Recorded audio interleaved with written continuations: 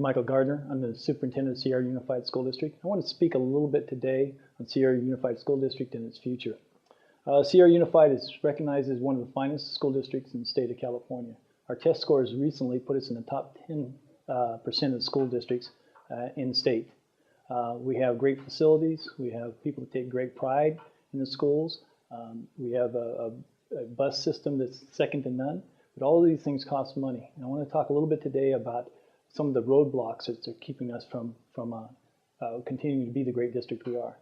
It's kind of like a perfect storm. What we have is we have a state proposed budget that it comes nowhere near funding all of the necessary programs and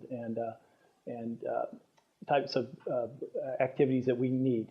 The next we have declining enrollment. We've had that for 10 years. Our funding mechanism is based upon how many students we get. We get a certain amount of money per student.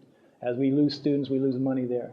The third part of it hit us was that we've been receiving, because we have a lot of forest land, what the federal government calls forest reserve funding. Now it's almost $500,000 for our school district because of all the land we have that's untaxable.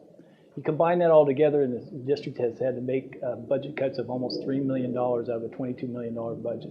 So as you can see, there's no way that we can continue these great programs with giving the type of cuts that we've had to make. The school district has decided that we can no longer fully depend upon the state government, federal government for our funding. We must take action on our own. And so that's why we're having two bond measures come up in the November ballot. Measure W for winning is for the high school, and Measure V for victory is for the middle school and the elementary schools.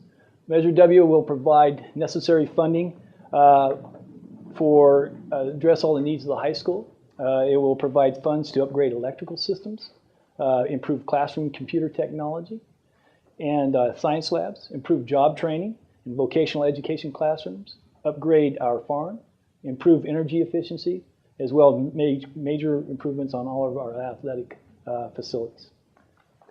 Measure V for victory will not only provide funding for all the needed improvements at the elementaries and the middle school, but the bond will pay down our certificate of participation at Foothill Middle School. The COP was a bond that we took out, was a loan that we took out when we built the school.